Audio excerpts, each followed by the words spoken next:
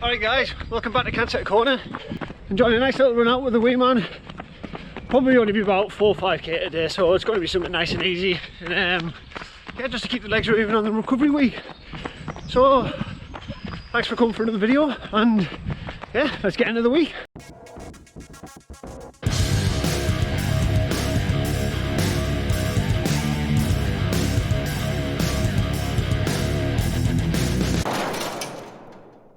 Well guys, back indoors today for the what was meant to be the long ride, but for the rest week long ride. So I'll just shoot this on my phone.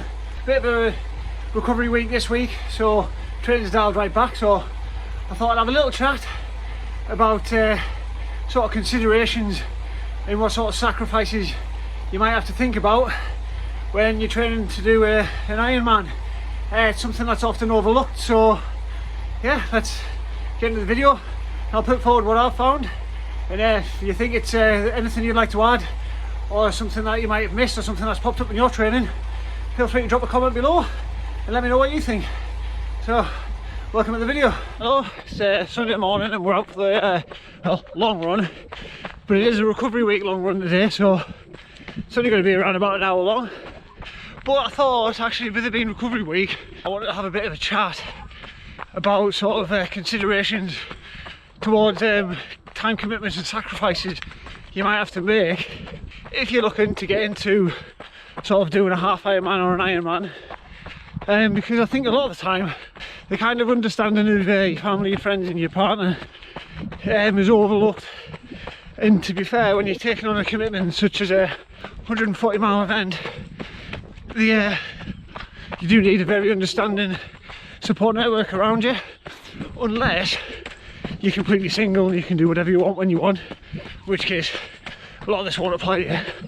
But for your average age grouper with careers to think about, and often your 2.4 children and the wife to keep happy, it is something that you need to take into account. So, and I figured this week, being a recovery week, was the perfect one to bring it up with, because when I first started, to me, recovery week was a week off with some very light stuff. And as you can see by Strava, purely just swim, bike, run this week, it's over 6 hours of training, and I've got this week's hour-long run to add to that as well. So there is, even on the easy weeks, there's still a lot to take into account. So a brief overview of how my training plan's kind of gone so far. I was coming from a relatively okay background aerobically. I'd always ran quite often up until probably until I first got diagnosed. At that point I started going to the gym a little bit more and things like that, but I didn't do a huge amount of cardio. I kind of fell by the wayside. But yeah, I was starting off in a relatively good position. I was probably doing a couple hours a week of cardio at a relatively moderate intensity for the most part of it. So just to give you an idea of where I was starting from, I'd say maybe about 4 hours a week. And so since then, my training plan was kind of like a reverse periodization one. So actually Ben started me off with sort of little and often, but the intensity was quite high to try and build some base strength. And then over the last sort of few months, the duration's kind of gone up, and we're now moving into a phase where obviously we're starting to peak up towards the Ironman in 8.5 weeks time. I think 9 weeks today actually. Let's get in. So once you're into the sort of into the meat of the training plan, and you've kind of done your original base phase and stuff like that, and you've got to a position where you're fit enough to start the plan, you could probably expect, depending on your goals and what sort of level of fitness you want to achieve, to be doing anywhere between probably 6 to 10 hours of training, swim, bike and run per week. For if you're doing a 3 week on 1 week off, that'd be for 3 weeks. Some people do a 4 on 1 off, so over a 5 week cycle. Some people go around 6, but what works for me is the 3 on 1 off, and just peak it up over the 3 weeks, and then a bit of a deload week in the 4th. So my rest weeks, like I said, this week, probably about 6 weeks, plus maybe an hour and a half of strength and conditioning on top of that, which doesn't really appear in Strava. But that can be anything from doing weights, going to the gym, body weight exercises, yoga, and then after every session there's a stretching regimen which I learned from Ben, which I do after every single session, and it's helped me avoid so far, touch wood, sort of recurrent calf injuries which I used to get, and it's kept my knees in decent nick as well, which were always a bit of a weak spot for me too.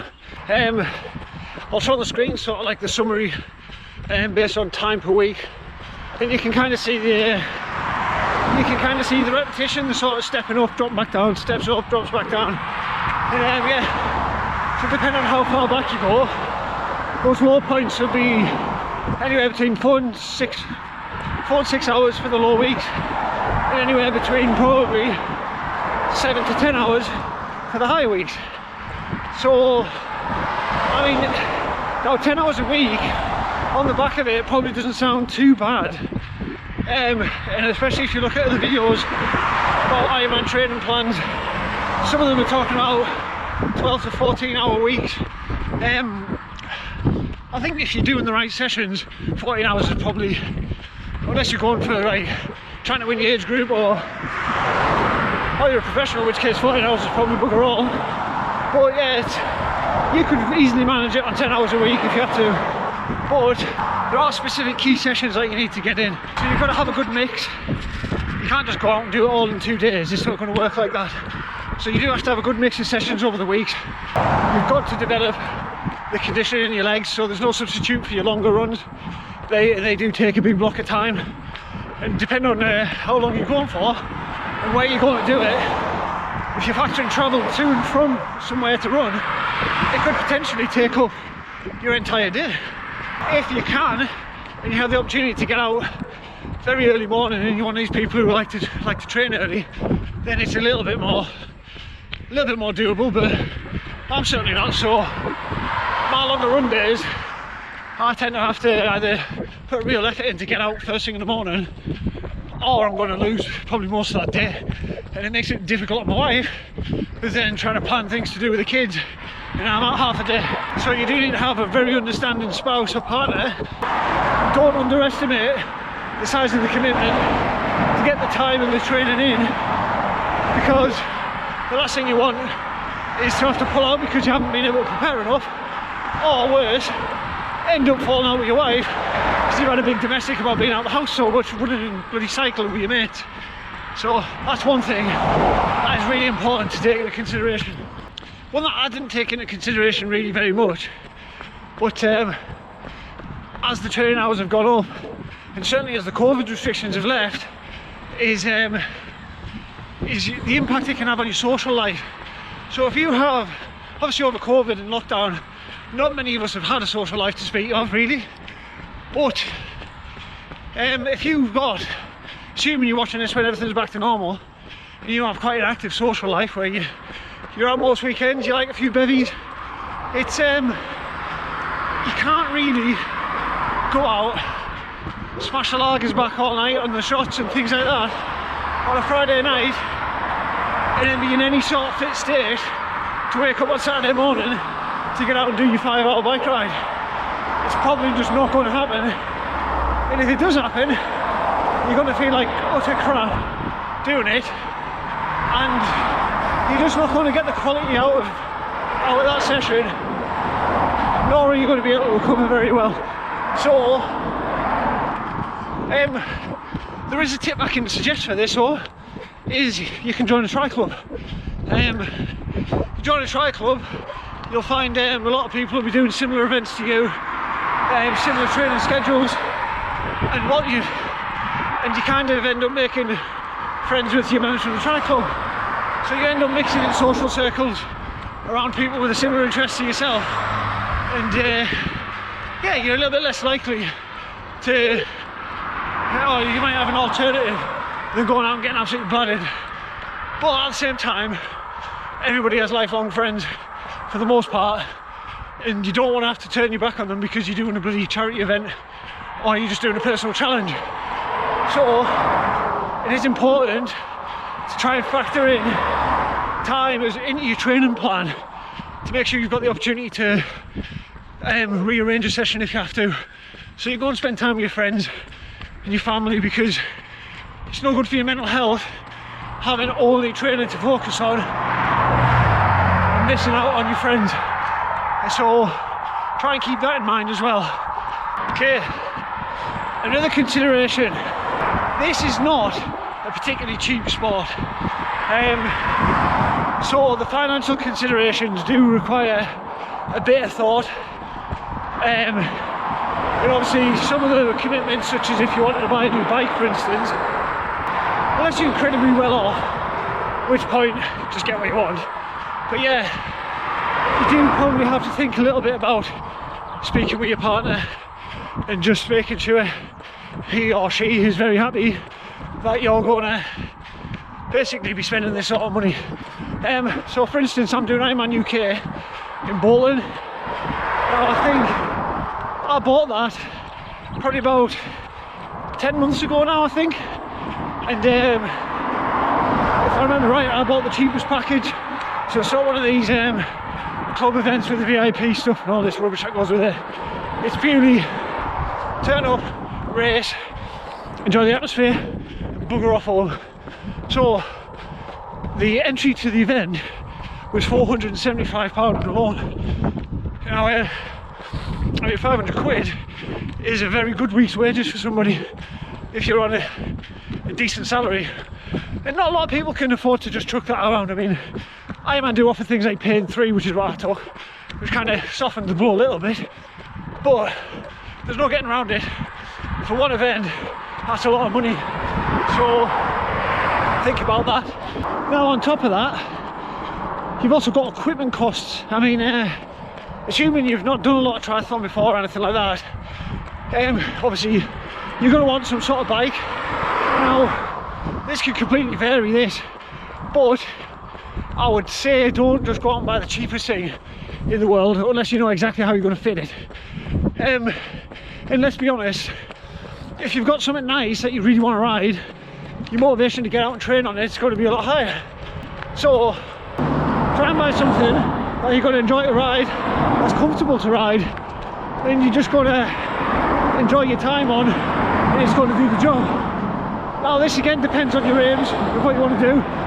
If you just want to get around and just get to the end, I'd probably suggest that you just bought some sort of endurance-based road bike, which is going to keep you nice and comfy for the 112 miles of the ride, especially somewhere like Bolton, where apparently, I haven't rode the recce yet, the road surfaces are absolutely garbage.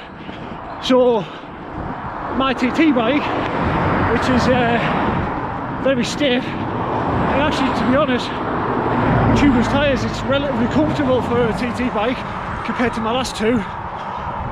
You still feel a lot of the bumps in the road, so I'm going to be a lot less comfortable getting off that bike than I would be on a road bike.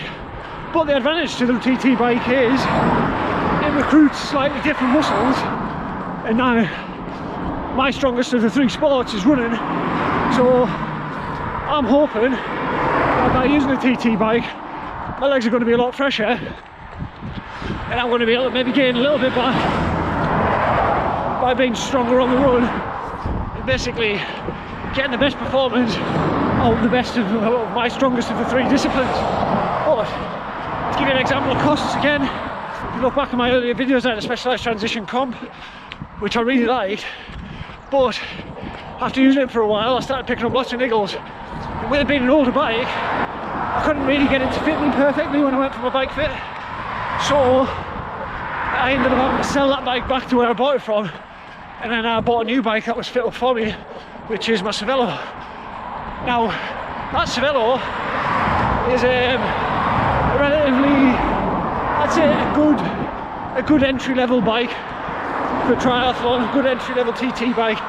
It's relatively easy to, it was easy for my bike fitter to fit to me, but it's still not, it's a mechanical bike, certainly not the lightest in the world, and it has 1 or 5 components on it which you can always upgrade, but that bike as a pretty much base level bike was 3,000 quid nearly. So I mean, that again, it's a heavy outlay. Now my second hand bike, that was £1,600, and I ended up selling that back at a loss. So really, to get the bike I needed, I would have been better off going out and getting fitted up to what I needed in the first place. If you can afford to do it, I mean, sometimes you can get credit and it might be a bit easier for you. But yeah, find a good bike shop with a good bike fitter, get them to do sort of pre-fit, tell them what you're after, what you want to do, and then they can probably measure out and give you some options on bikes before you ever bought one. And then once you've got the options, you can decide what you want to do. And really, once you paid for that information, you could potentially go somewhere else and buy the bike. But the advantage of getting it from where you getting it all done at the same place is a good bike fitter like Andy at Triology, who looks after me. If I have any issues, I can just go back to him, and I've been back a couple of times. He hasn't charged us, he just sorted it out for me. So yeah, you do get that aftercare as well, which is handy and gives you a bit of peace of mind. Beyond those big items, there's actually like hordes of other little costs that will add up over time. So for instance, well, I'm down like today, I'm doing my run. We've got the Hoka Carbon X's. I think I bought them direct from Hoka. I think they were about 130 quid. And I mean, I've done about 200 miles on these now. And actually, from having crap form when I'm tired, I've worn the heel out on the left side quite heavily. So you're going to go through a couple of pairs of trainers over your training plan. So if you factor in maybe 2 pairs of trainers, possibly 3 if you want to have a bit of a rotation going on. But for good trainers, they're going to cost you anywhere between 100 and 150 quid. So a few pairs of them over the course of, I don't know, maybe say 9 months. It's something else you've just got to factor in. Now another little one is you can expect your shopping bill to go up as well. When you're doing this sort of cardio and this amount of it, sort of 10 to 12 hours a week, your food bill's going to go up. Oh, I need to touch my ankle. Your food bill's going to go up because you find that you're hungry all the time. So you've got to be on point with your diet. You've got to make sure you're getting the right sort of things, whether that's in the form of a good, just rounded, balanced diet, or you want to add in things like supplementation. I mean, I use whey protein just for convenience on the morning, and spend quite a bit on vitamins and stuff as well. Again, it's from convenience. I don't always have time to make a fully balanced breakfast, so I'll have something on the go and then you just supplement to get the rest. It's one way of doing it, but it's far from ideal. I wouldn't say one was particularly more expensive than the other. Now I quite enjoy watching Nick Bear's channel.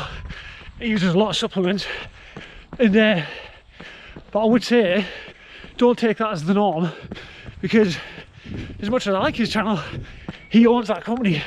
It doesn't cost him a penny to get all them. So for me or you to buy all the stuff he takes on the morning and that he talks about in his training videos and for fuel and throughout workouts, we'd probably need a second mortgage. So try and be sensible with your fueling strategy. Make sure that it's sustainable and it's something you can train with for the long term, because you don't want to be changing big things like that on race day and get, I don't know, Christ, imagine getting 60 miles through the bike and suddenly realising you've got the trots off all the gels you've been counting down. It's going to be a bad day. So yeah, think about food and fueling throughout your training.